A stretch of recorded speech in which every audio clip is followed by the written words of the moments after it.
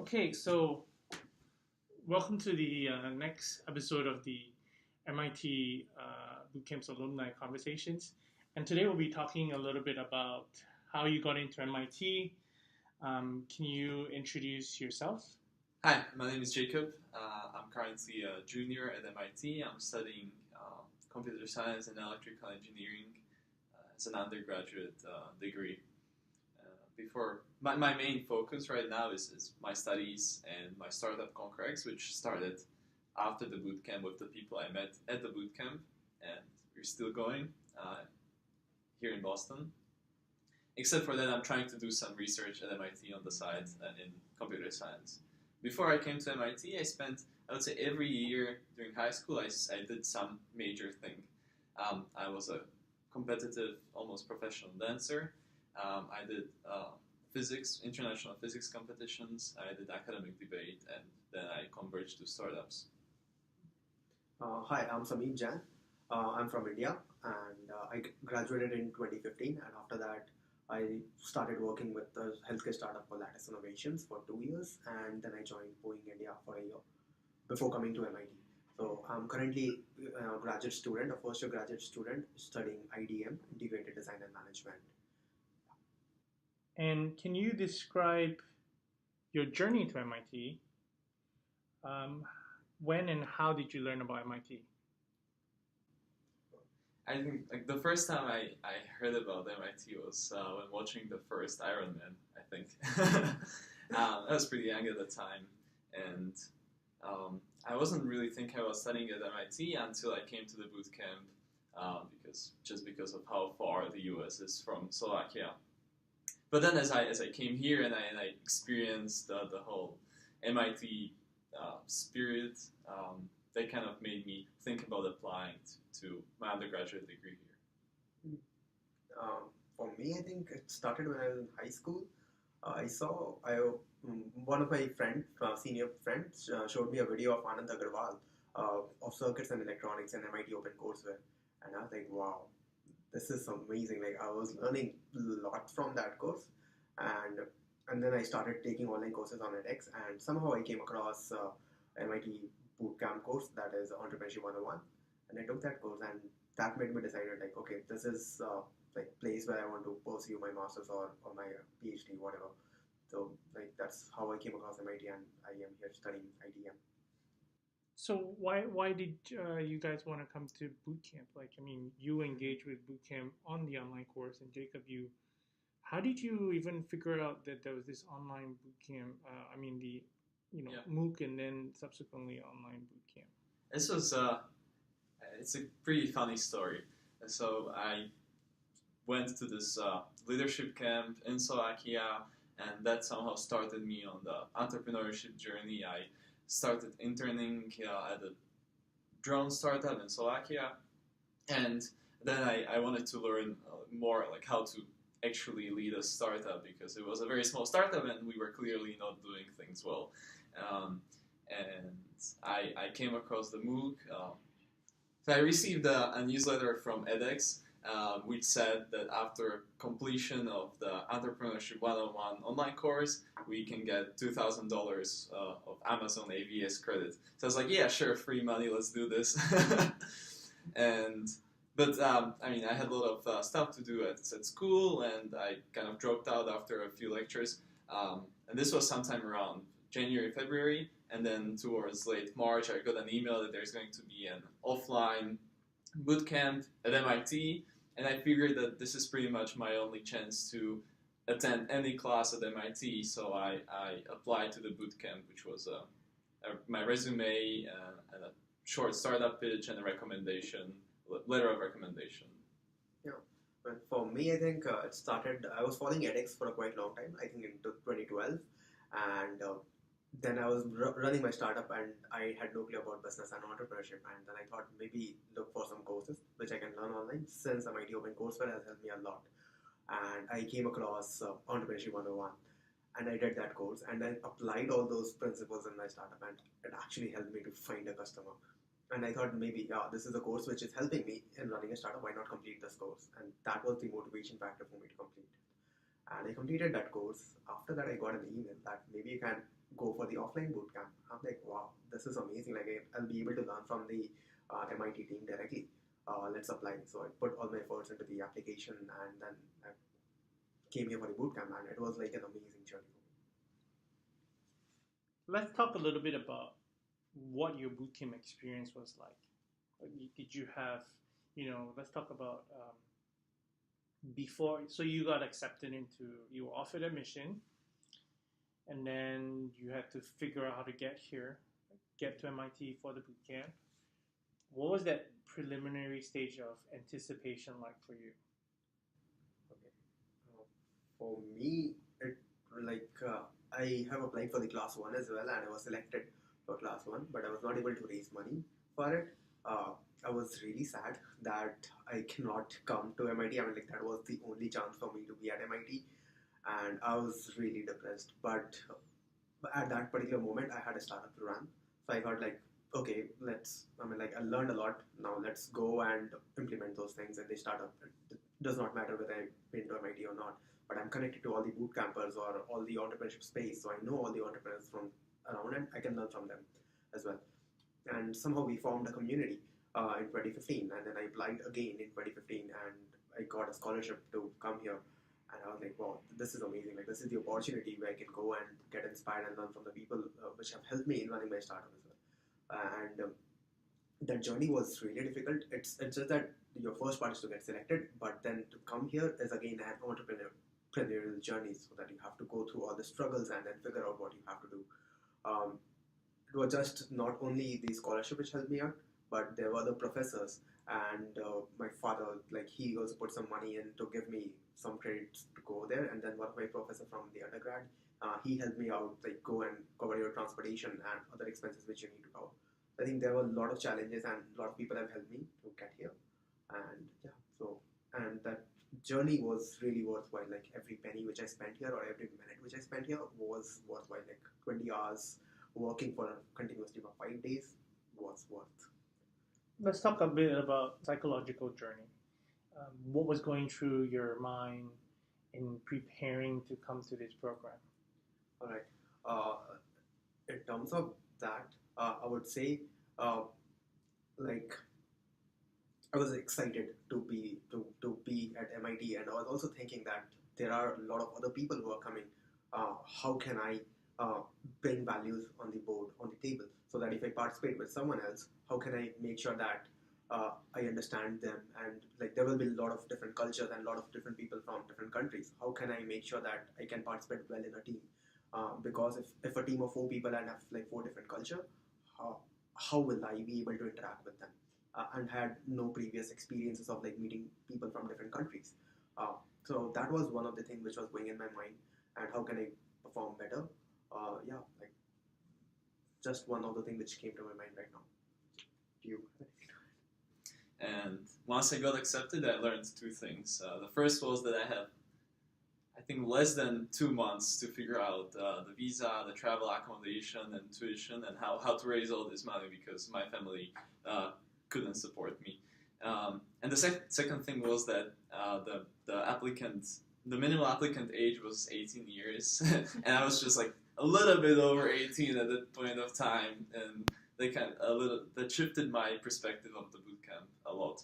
And so the way I approached this was that I am going to an entrepreneurship bootcamp, and raising this money is going to be my first challenge as an entrepreneur. So at first I tried getting money from some of the large foundations in Slovakia, but, like, these things run in cycles, and I was definitely off cycle at the beginning of the summer. So I reached out to other entrepreneurs in Slovakia, whether, like, both successful and in the making, and asked them for help. And with the help of this whole community, I was able to prepare and run an Indiegogo campaign, through which I raised almost $5,000, mainly from successful entrepreneurs who knew how important it is to have to have a structure to your venture, how important it is to make knowledgeable, informed steps when you're building your business, and thus they were willing to support this education. And then I received some support from two like minor foundations in Slovakia. So I had pretty much all the money, and then I had to start solving all the travel and visa stuff, which was basically all on me because my parents have never traveled to the US. They didn't know how to approach things. So it was very stressful. I can remember the point where the moment when I learned I was admitted and how much I had to do in the next 2 months. It was definitely worth it. It was I learned a lot during the bootcamp. That's undeniable. But I think I learned a lot even during the 2 months before that. Let's talk a little bit about the stress you experience through this process. What was this stress about specifically? What did you do to work through it and overcome it? So I thought that this was my only opportunity to go to MIT, and that it was the summer before my final year of high school, so I wasn't even planning to apply to US universities.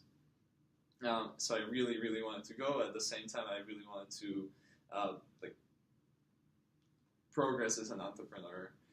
So one of the main stressors was definitely just how to raise the money, and this was I think a roller coaster type of experience. Like I started my Indiegogo campaign, and I got maybe $500 in the first 24 hours. And then it kind of died down, and I knew that like these campaigns, when they don't lift off straight from the beginning, they usually don't lift off at all.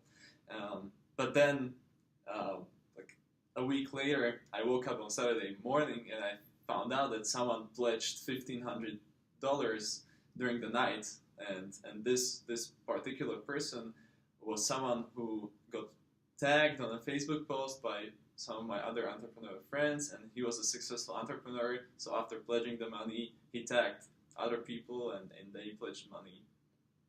So the financial stress was one part of that. And knowing that, I said yes, that I'm going to the bootcamp, and I have this obligation to come with this money, and I don't want to tap into my savings for college tuition. And then the other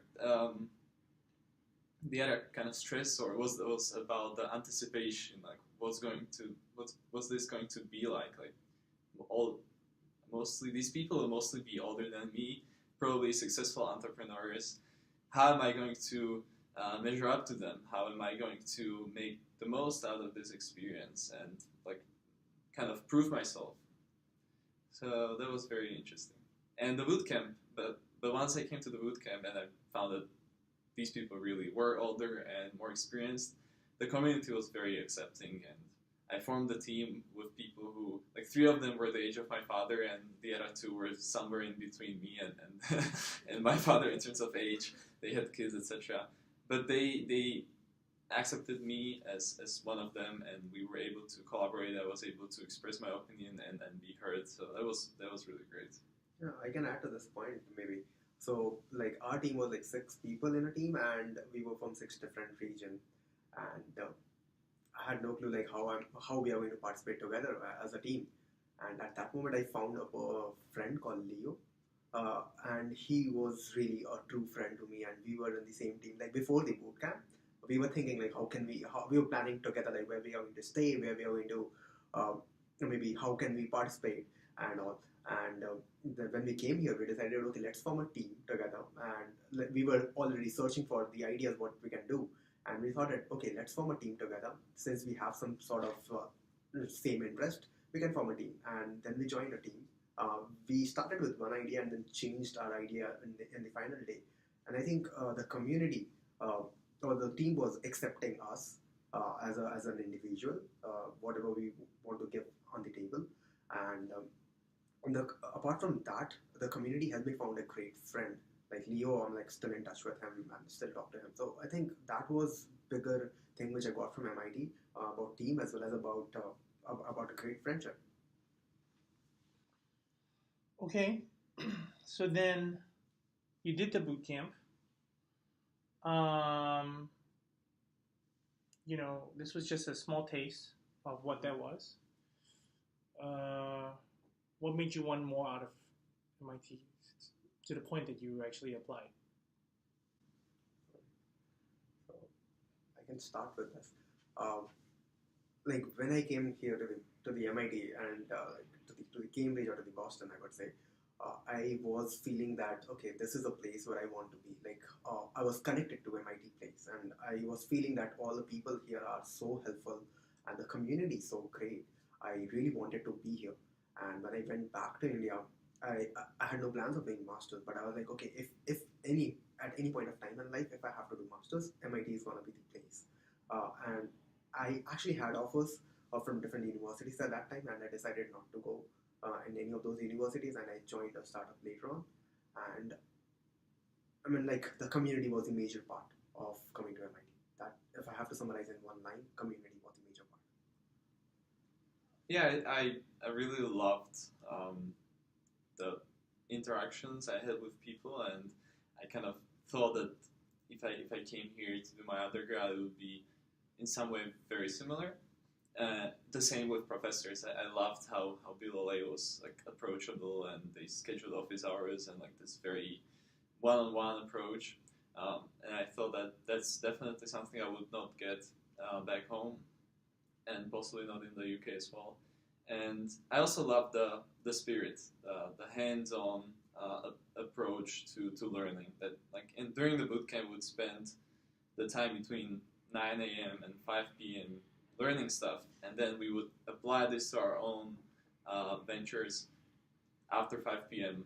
until we dropped that day.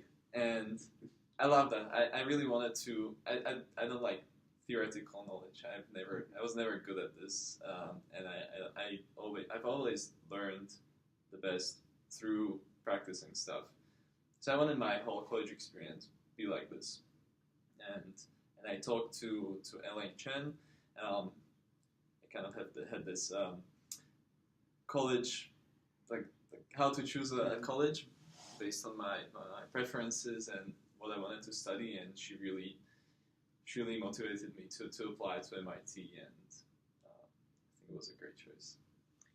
I think adding to this point, I would also like to add one point when I was taking a course on edX, that Entrepreneurship 101. So I had taken a lot of courses on edX before, but I have never completed any of those courses. Like after taking 2 weeks or 3 weeks, I will drop from the course. But Entrepreneurship 101 was the first course which I've completed.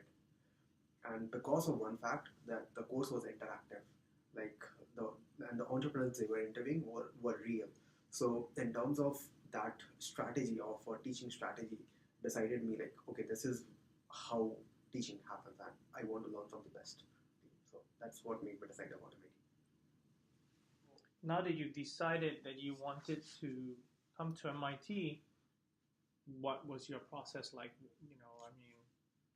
Walk others who want to follow in your footsteps. What was that process to start to get your materials together, documents, etc. What was that like? It was definitely stressful, and I would recommend that everyone starts way earlier than I have. And that's just like because I've never planned to apply to the US. So suddenly I had so the bootcamp was the 3rd week of August, and the application deadline was the 6th of January or something like that. So I had 5 months to write all the application materials, but also to take all the standardized tests for which I have not prepared. So as I was on my flight back home, I was already looking at the dates for the SAT 1 and SAT 2 tests, and after that I went to each session between September and January, and I started working on my application essay because I was applying to the UK, and the UK universities require a personal statement, which is kind of like the common application essay. And that's the essay and the test. But then I think a very large part of the application is achievement, or achievements so far, and kind of alignment between MIT's vision and the vision of the student, and how the student can fit in the MIT community. I've been working on my achievements for almost the whole time I was in high school, so that was not necessarily a problem, but I spent a lot of time just thinking how I fit with MIT and with the people at MIT, and I spent a lot of time reading blogs on the admissions website and getting in touch with people who were my classmates at the bootcamp and who studied at MIT, whether mostly people were MBA students, but they still had a very good feel of the community. And then I spent 7 days in January just filling out common application and everything, and asking people for feedback, which was really helpful. Like, people who went through this process know the best, know the most about how to approach this, how to kind of like how to move the application, or how to steer the application towards certain arguments, or how to make the most of it in terms of the number of words that you're allowed to. Yes, I mean, for me, I have I have to figure out what are the competitive exams which I have to take, for example, GRE or TOEFL or IELTS, whatever was that. So I have taken all those examinations, and before applying to MIT, I decided maybe I can take some bit of experience, work in a startup to gain some experience and see what I want to study, because I was not sure which program I want to do. I was sure about engineering, and I wanted to learn management, entrepreneurship side, but I was not sure exactly which program to go for. I decided to work, and at that time I came across why design is important in the program, and my entire perspective towards engineering and management changed. I wanted to learn design more, to integrate it with engineering, and there was no such program out there. And then I came across MIT's program, IDM, Integrated Design Management, which combines all three of those. I'm like, okay, this is the program where I want to go. I started applying. I started thinking about my application process. The process was again writing a portfolio, and I had an engineering background, so I wanted to include all the engineering projects, but I also wanted to align with the program just to make sure that the design is a major factor, and I've learned about design during the experience. I wanted to include every of those factors. Somehow I managed my writing the portfolio beforehand. So again, I'll recommend the same thing. Start your application as early as possible so that you have time to revise or get feedback from people. You can improve it. So I started my application 2 or 3 months earlier, and I revised my application going through the feedback processes. People who are from the program, as well as people who are much more experienced from me, to get feedback how can I improve my application, writing portfolio or writing statement of purpose, because within those 500 words you have to write everything you have experienced so far, and telling a good story out of it, how can you tell your story, how can be a good storyteller. So I mean that was really important, just to make sure that you are aligned with the program and what you want to learn. If both of those things are aligned, the vision and everything, what your vision is and what MIT's vision is, I think that was really a tricky challenge for me to decide between the application process. It's really I would say every word in the application matters, and I went through quite a few iterations of the application. Actually, I asked different people with different backgrounds to help me. At the time, I had a mentor who was a PhD student at Oxford, and I knew some people who applied to US and UK universities before. So I sent so I asked for feedback from maybe 5 people, and as a result, I went through maybe 10 iterations or even more of the application. In the last iteration, I was really looking at every single word and whether I should replace it with something else to utilize every single character. Right. Yeah. Same goes with me. I was taking feedback from people like my best friends who know me better, as well as from the mentors, to how can I include all the best possible things, or to write which I've written, how to write in a best possible way. So yeah, those feedbacks were really, really helpful. And in the last iteration, it was summary, concisely, every word was written perfectly. So let's talk specifically about the key elements of why the MIT environment is so unique or special to you. What was it something that you only after coming here that you realized this was something that it was a unique place and that there was not very many other places around the world that was like that?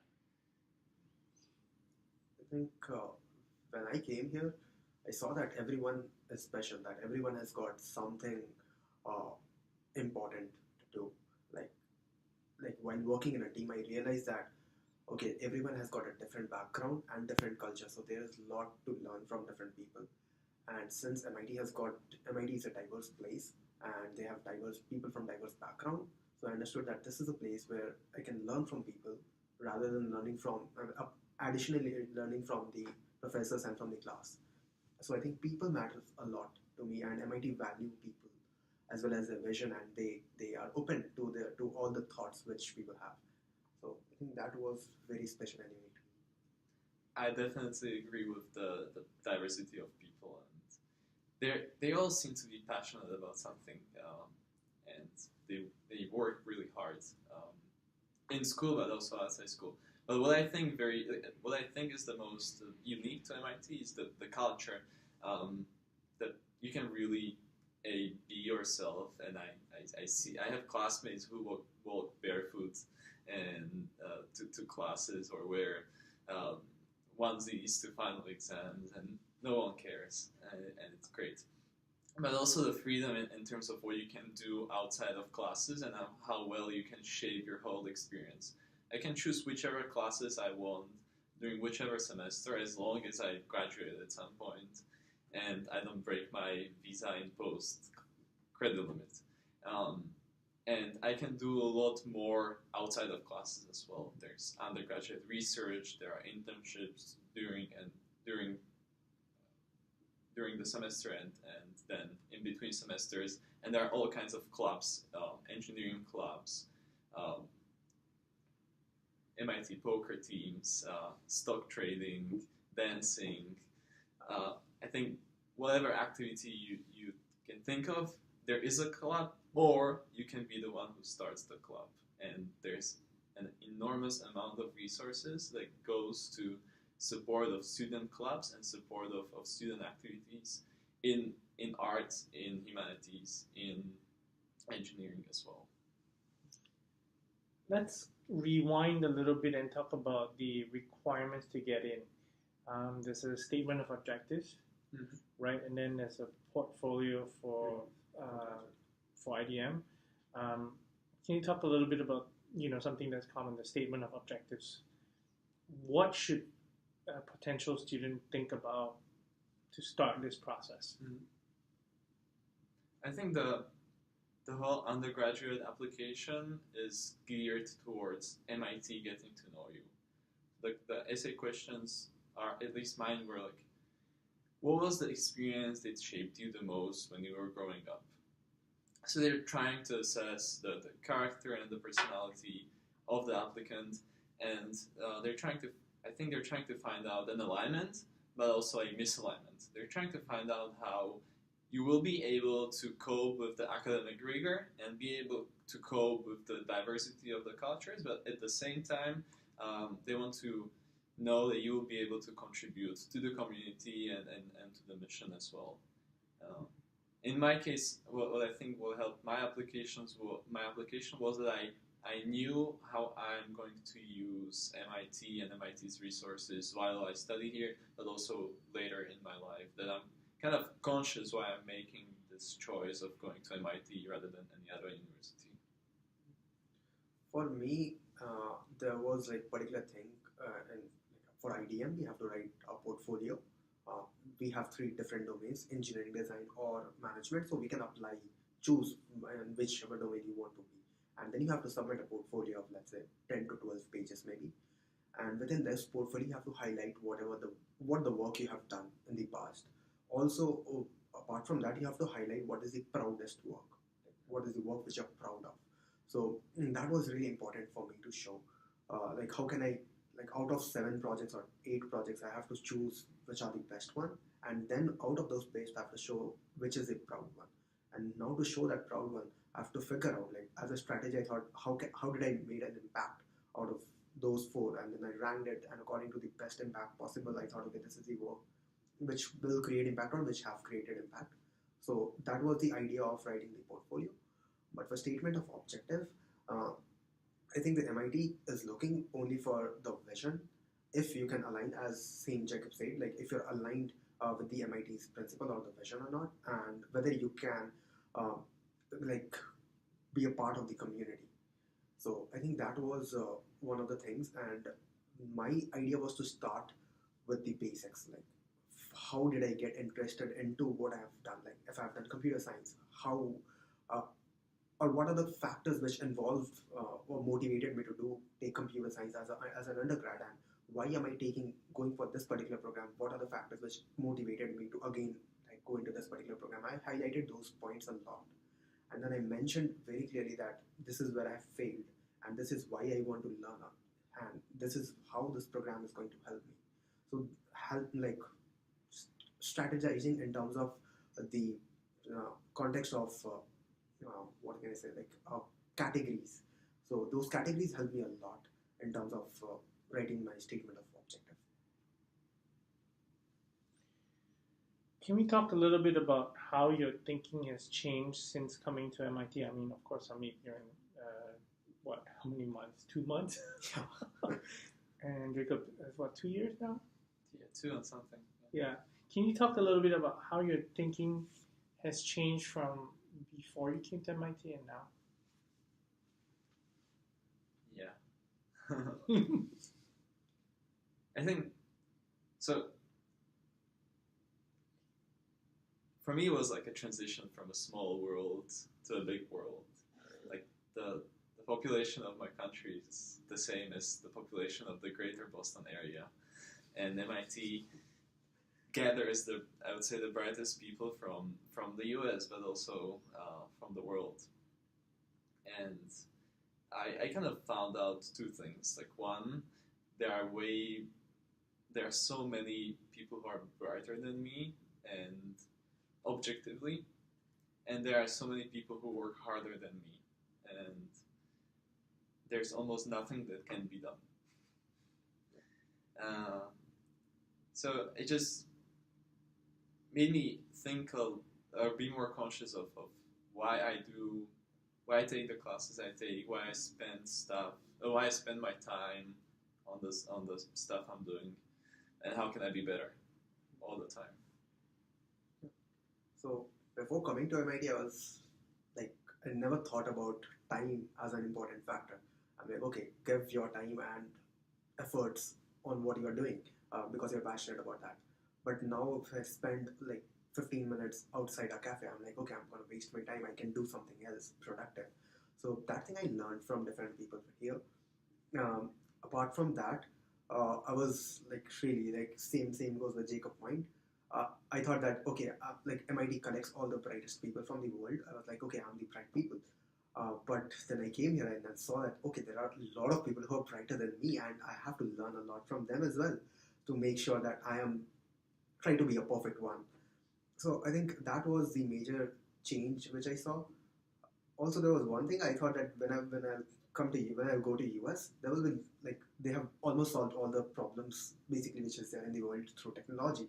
And when I came here, I'm like, okay, no, they have not. Like there are so many problems here in the United States as well which can be solved, and either be technologically or not using technologically. So I mean, like there are a lot of problems which can be solved. So my perspective towards the United States was everything is solved here. So there, like we have to go outside and implement those technologies in a different world. I mean, like in a different country. But it's not true. Like there are so many problems here as well.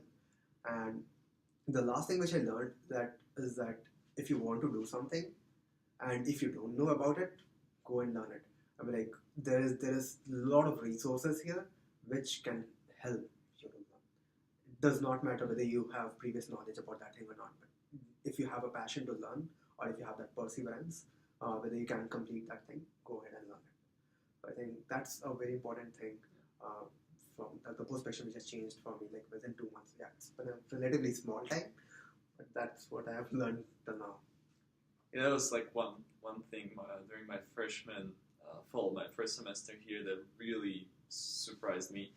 Um, so as an undergraduate, you have to take, every undergraduate has to take a certain set of classes, and one of them is physics 1, mechanics. And my physics professor, except like on top of lecturing us 3 times a week, he would spend every Sunday night, I would say, from 8 to 10, going over the material once again for the people who wanted to review it. He would like come, and out of the 150 people in his lecture, maybe 10 or 15 would come to this tutorial, but he would still be there every day, every week. That was just amazing how much effort this professor was putting into teaching us what he cared about. And then professors as well as TAs, they are really helpful. They organize office hours just to help students to do their assignments. So there is a lot of effort which students also put. TAs, professors, and then students go to their office hours and then take recitation classes just to learn more about it if they have missed something. So I think that is really great. Like that never happened with me in the undergrad. That it was not part of the culture. So I think that's a new culture for me, and I'm learning from them that it's important to put all the efforts and take help from people. Let's talk a little bit about how you've taken charge of your learning journey with these new perspectives. What have you concretely done and adjusted your life to take charge of this new learning journey that you have embarked on at MIT?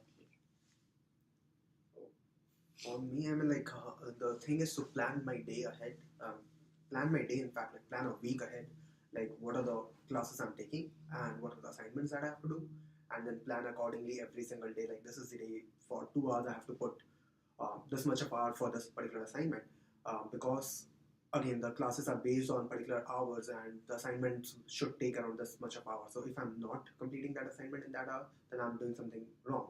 Maybe I have to figure out a better strategy. So continuously trying to improve myself in terms of monitoring how much hours I'm putting into the studies and doing the assignments and taking the classes, just to make sure that I can be a better performer in the class.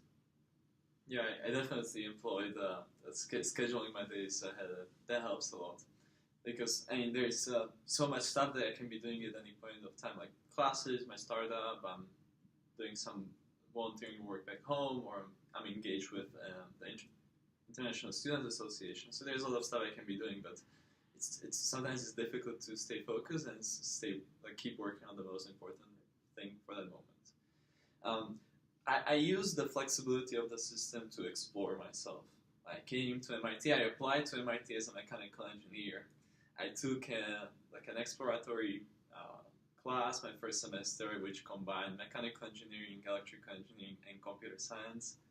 And I opted for computer science, but I still loved the class, and then I was an undergraduate teaching assistant for the class a year after that, because it's a really cool class.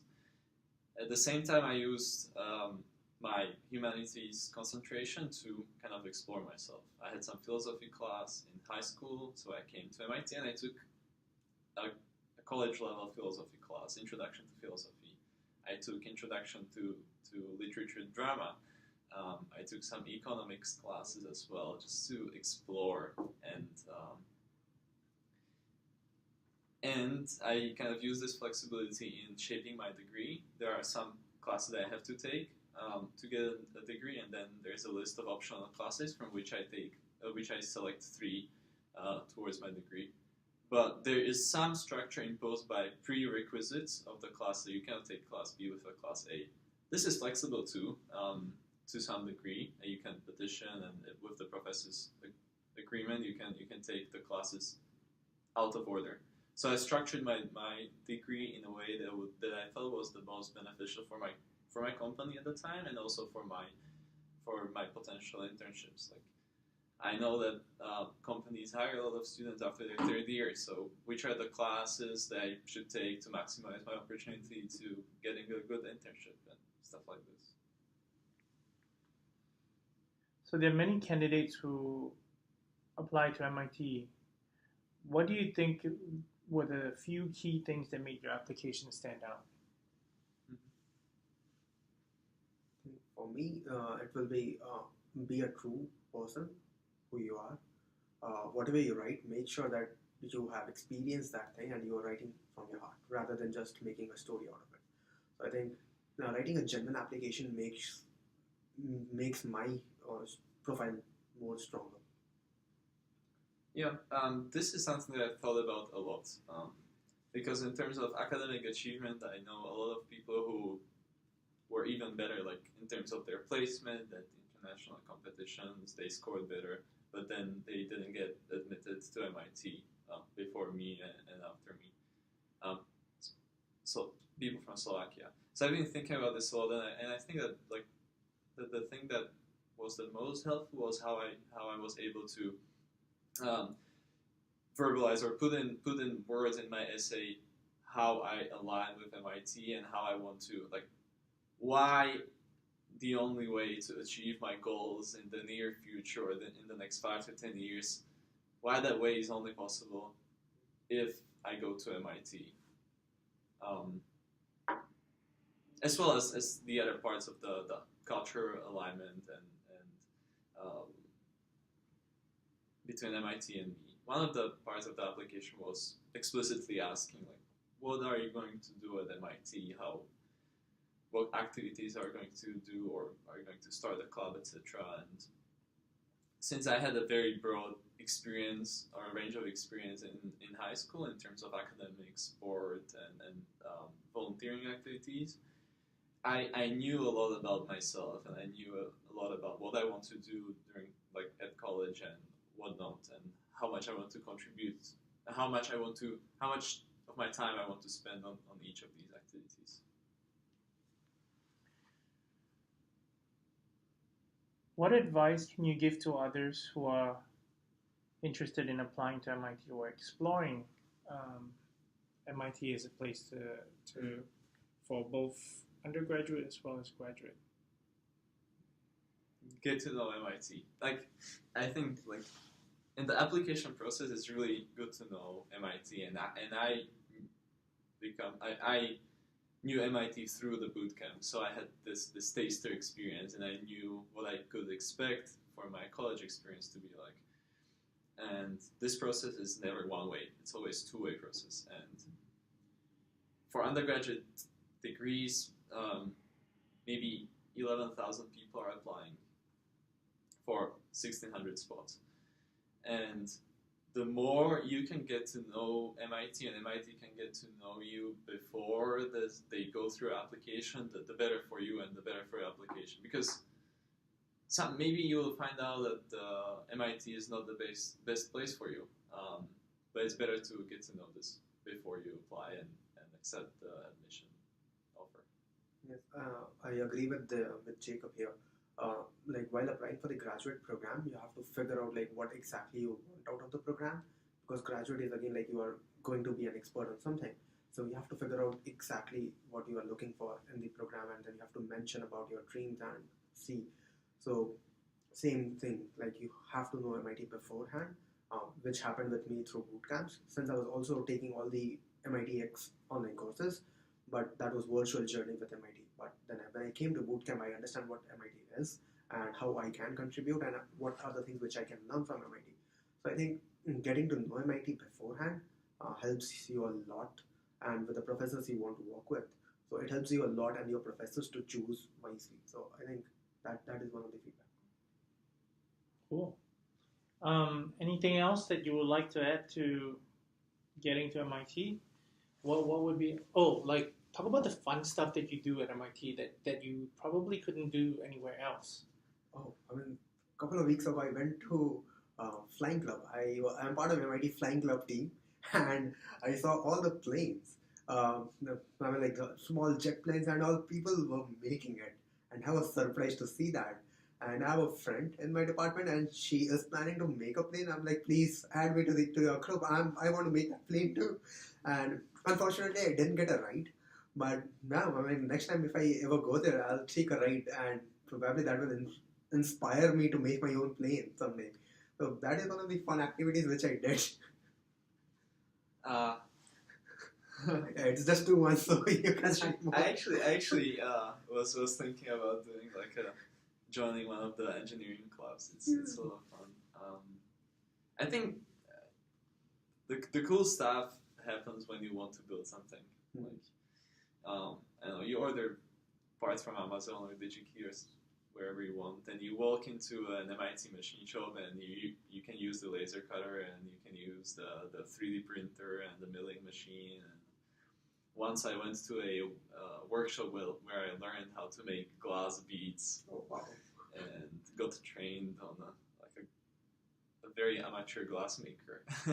You can do all this cool stuff. I see a lot of undergrads, especially mechanical engineers, who take these hands-on making classes. They end up building their own scooter or building their own skateboard or something. Then they whiz around you as you're walking to dorms and stuff like this. It's pretty cool. And it's not related to any engineering things. There are ceramics classes, there are dancing classes. I took ballroom dancing class for 3 days to learn what kind of activities happen there. And I haven't taken ceramics class, but I'm planning to take that in the next semester maybe. But there are a lot of activities related to engineering, related to a lot of other stuff which happen there, and that's a fun place. Yeah, MIT doesn't have that many spaces for people to practice their arts. There are theaters around the campus, but they're overbooked a lot. So sometimes you just walk around the campus at night and you see people practicing ballroom dancing or a cappella singing or something. Last week I was walking from an exam and I was very tired and a bit sad. It was 10 p.m. and I walked into the lobby 7, which is the main lobby of MIT, and there was an a cappella standoff, and 3 different undergraduate a cappellas and singing, and there was a crowd of people cheering, and it's completely random but absolutely amazing. Yeah, whenever I go to Hidden Library, I see that during the evening they practice music. So there is a maestro and they practice all sort of musical instrument. I love that, and I usually sit outside just to listen to music and then work on my assignment. So I think there are a lot of good or fun activities which are going around the campus. I have to explore a lot. Is anybody taking a pirate certificate? Yeah, I'm actually taking a pirate certificate. So part of the MIT's curriculum is that you have to take PE classes, and MIT certificate. The pirate certificate is an official acknowledgement that you've taken these classes. It's also the only way MIT gives honorary degrees. So when there's a speaker at the degree ceremony, they don't give them an honorary MIT degree, they give them the pirate certificate. Wow. And the certificate consists of 4 PE classes, and those are archery, rifle or pistol, fencing, and sailing. All the skills you need to be a proper pirate. So I'm already taking archery and rifle, and I'm waiting for the other 2. They're actually heavily oversubscribed, and it's a lot of fun. Some people write scripts to sign up for the PE, because the PE sign up opens at 8:30 in the morning, and by 8:32 all the pirate certificate classes are full and you cannot get in. I overslept the lottery so many times.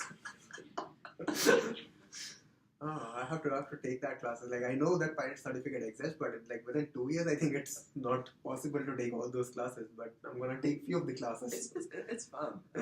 Yeah. Figure out who has the script. Yeah.